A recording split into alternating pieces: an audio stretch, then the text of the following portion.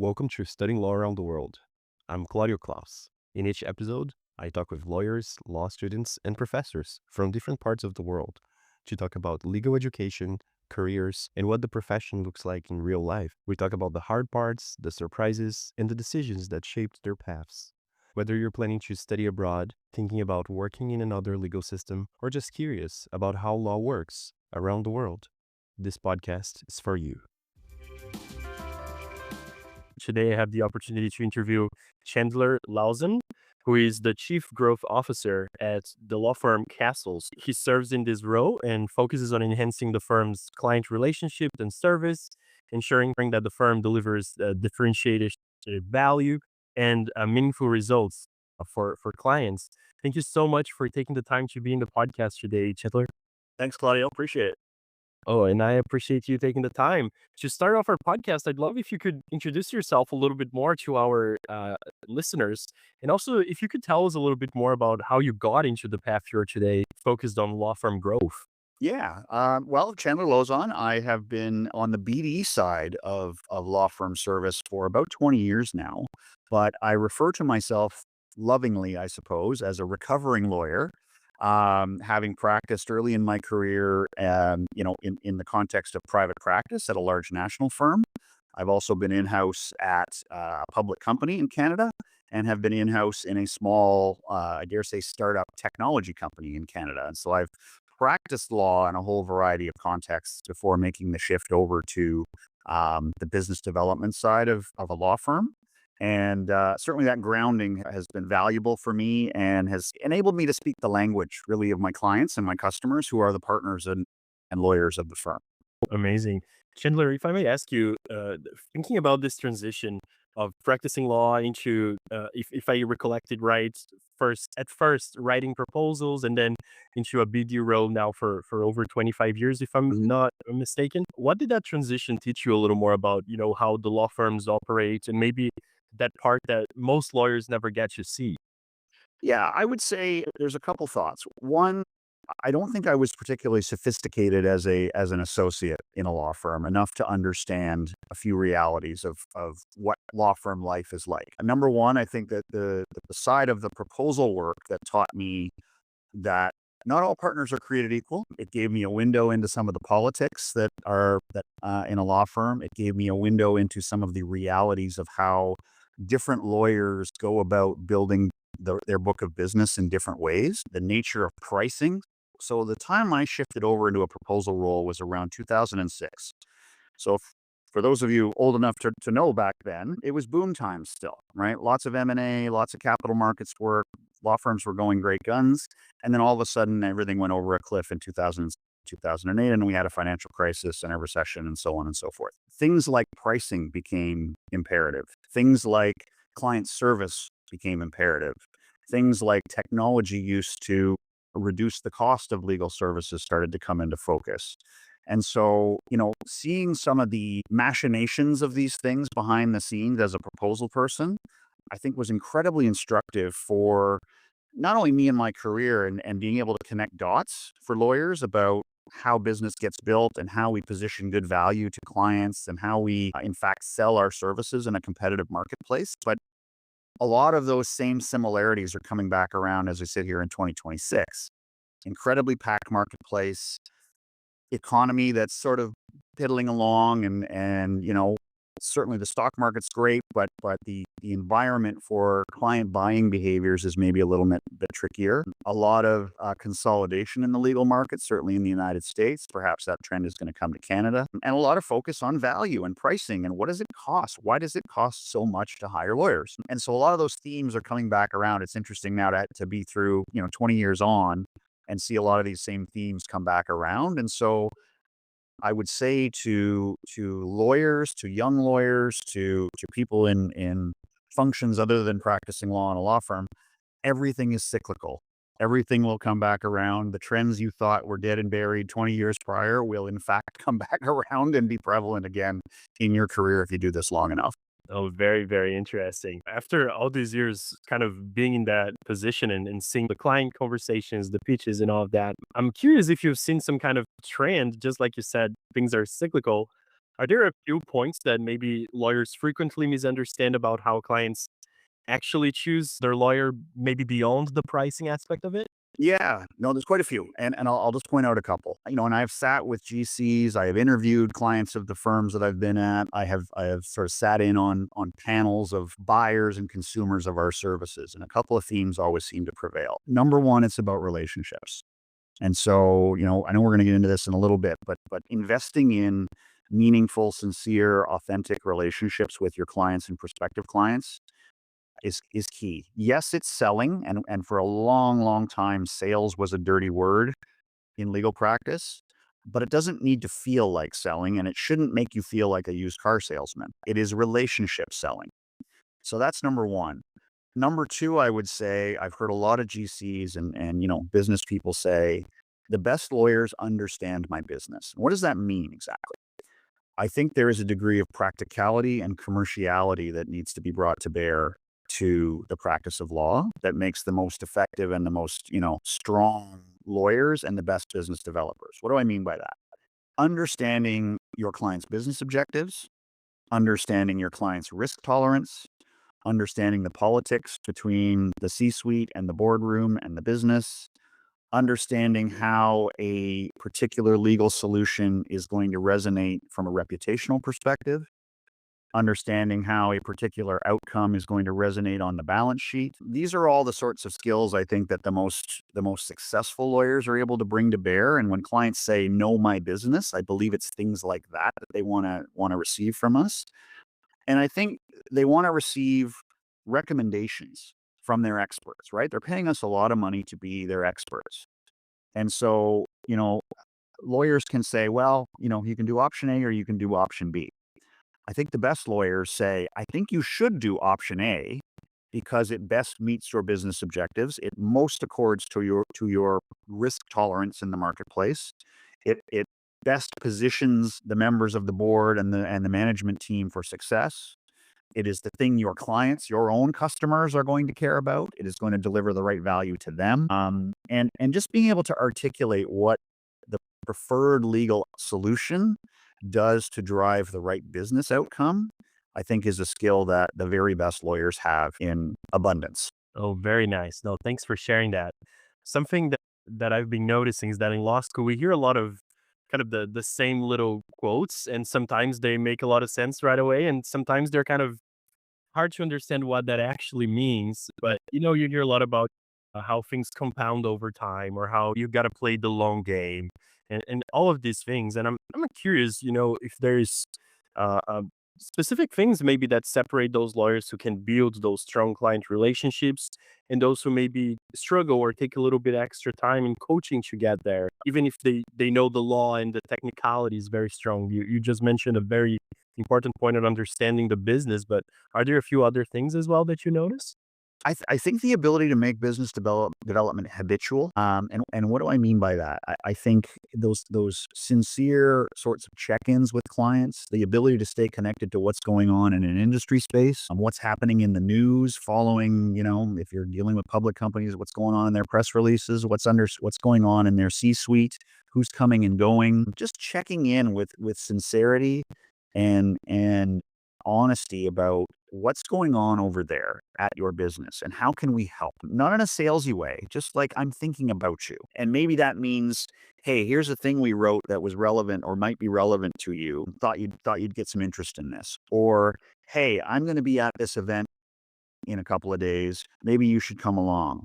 Or, hey, I've got these tickets I can't use. Why don't you take you and your kids out to the game on me? I come back to that notion of investing in relationships in a way that feels sincere and authentic, and not transactional is, I think, again, is sort of a key element to this. And the folks who are great technicians sometimes overlook that.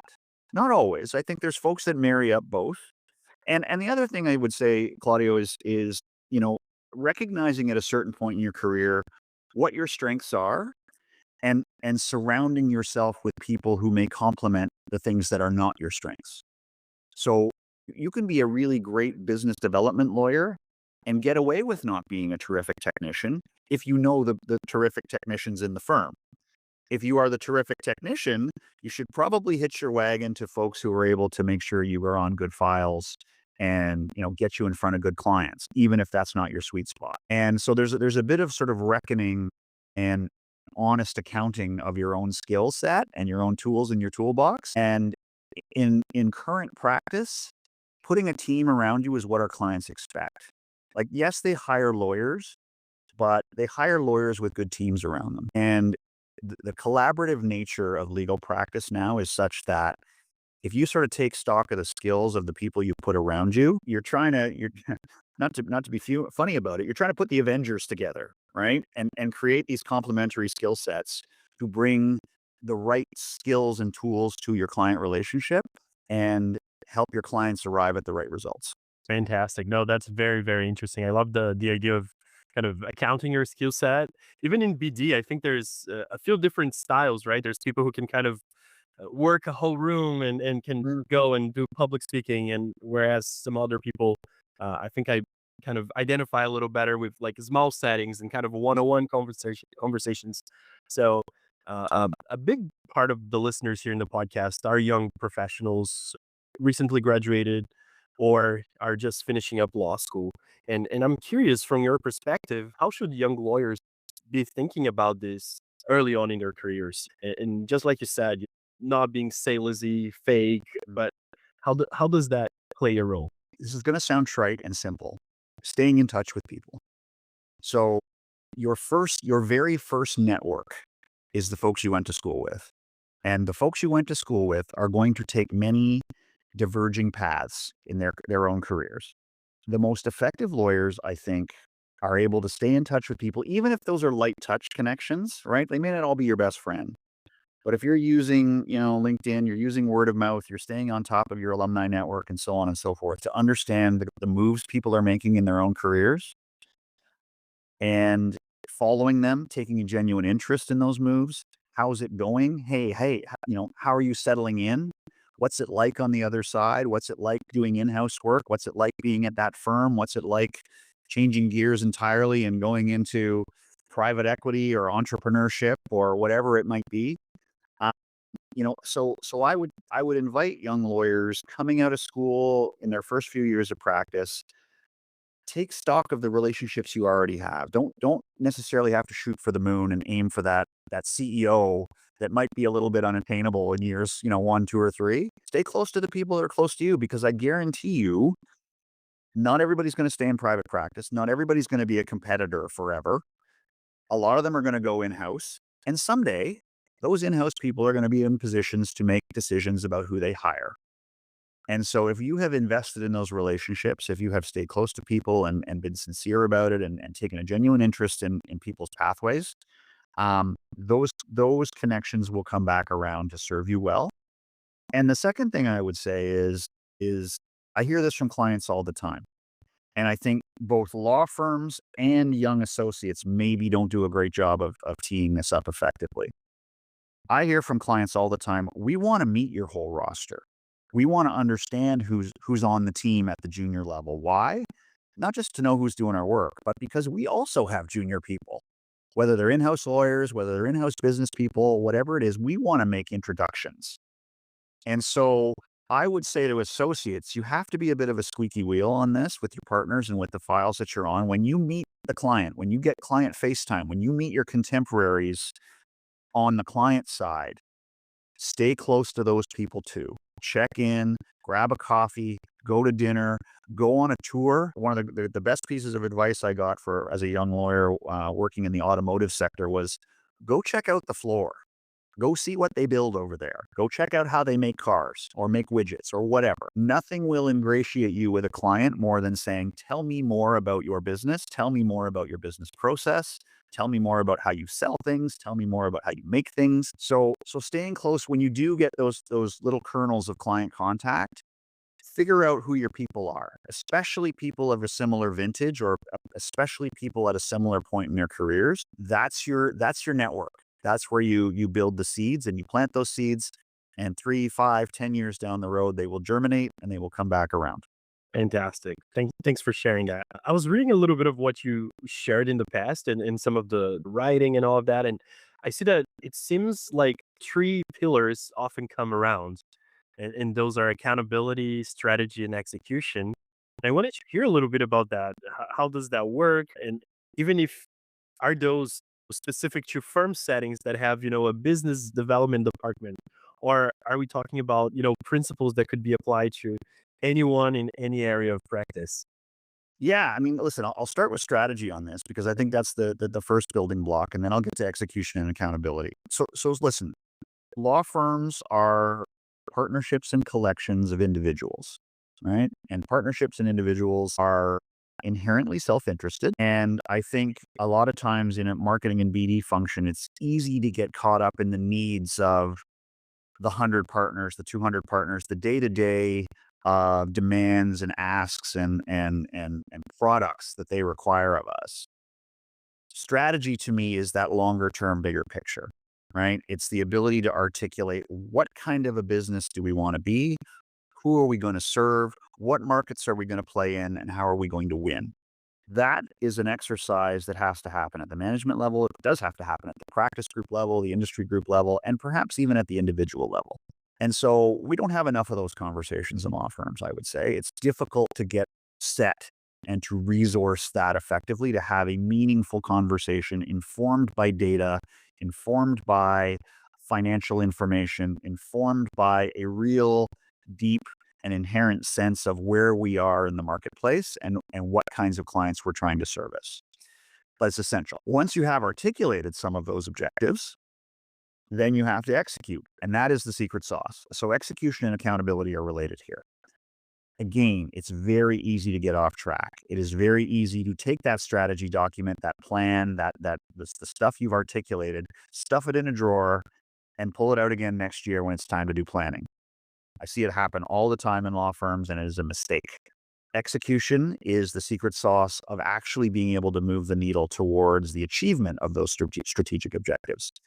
And the secret sauce within the execution is accountability. Now, how do we set up accountability processes in a law firm? It's really tricky. These are slow moving, somewhat inert business structures. There is a sort of a built-in bias for those towards the end of their careers to not make big change, right? Especially in big law, the sort of 58 plus crowd who can kind of see the end and go, I don't want to rock the boat too much because I'm going to get my capital out here soon anyway. And I don't need big change. However, setting up systems by which we shine some sunlight on the right behaviors.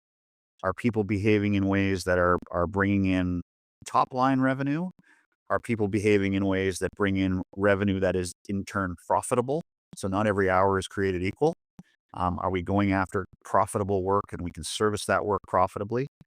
And collaboratively, right? I would say the effective and most successful law firms of the future are going to be those that enable their teams and reward collective behavior. It's almost antithetical to some of what we've been taught as young lawyers. It's almost antithetical to some of what we've been taught in sort of Western economies.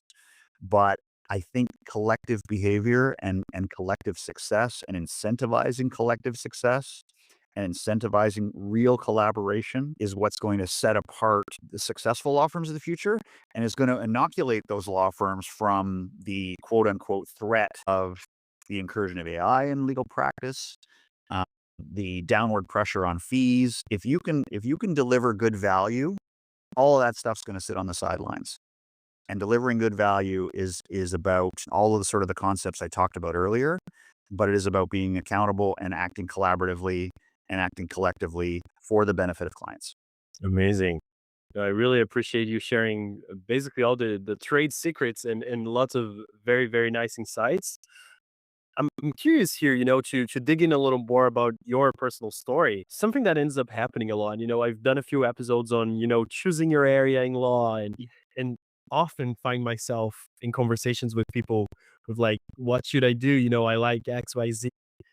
I liked it in law school, but then in practice it was so different.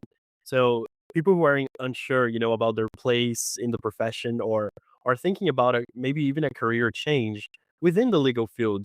What kind of advice would you give based maybe on the experience you lived? Yeah, so let me back up a bit and tell you a bit more of my journey. As I say, I was in private practice, in-house, and all throughout that, I think, Claudio, I think, there was a building sort of sense in my gut that I was not in my right place. I was not doing work that I particularly enjoyed. I don't think I was growing necessarily as a legal practitioner. And with the benefit of sort of 20 years on, 25 years on even, you can analyze that and ask yourself, well, why was that?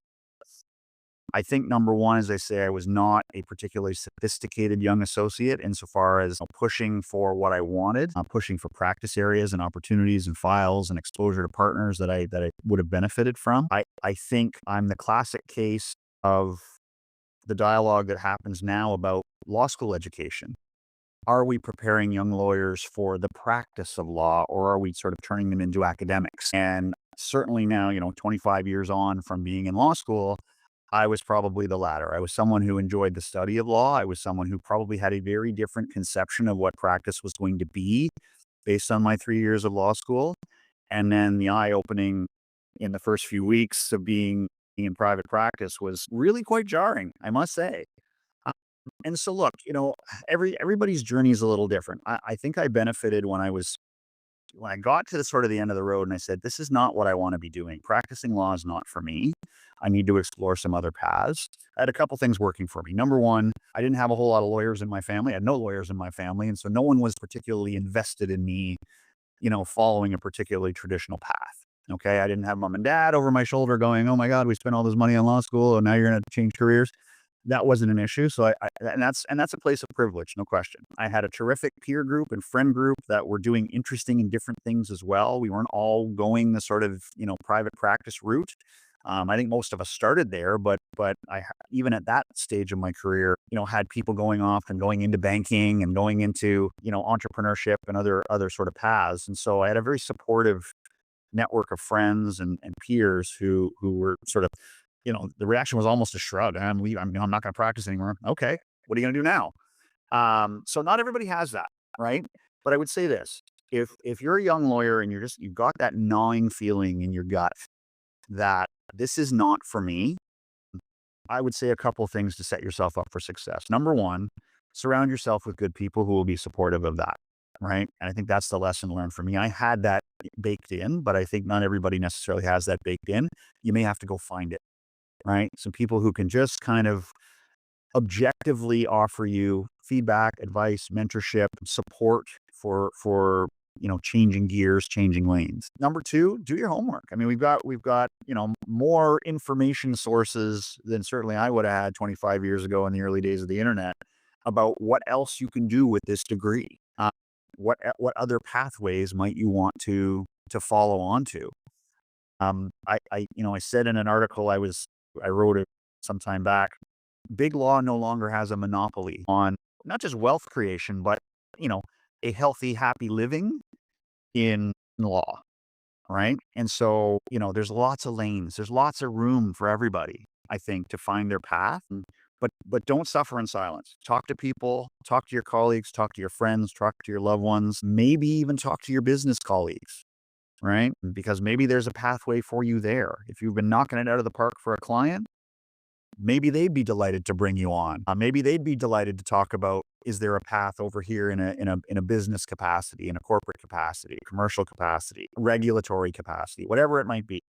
But I would say listen to your gut and do not feel or do not succumb to any self-inflicted pressure that it must look a certain way, because it doesn't need to look a certain way. It should look the way you want it to look. Fantastic. I really appreciate you taking the time to come in the podcast and share some thoughts. And thank you all so much for tuning into today's episode. Thanks, Claudio. Appreciate it.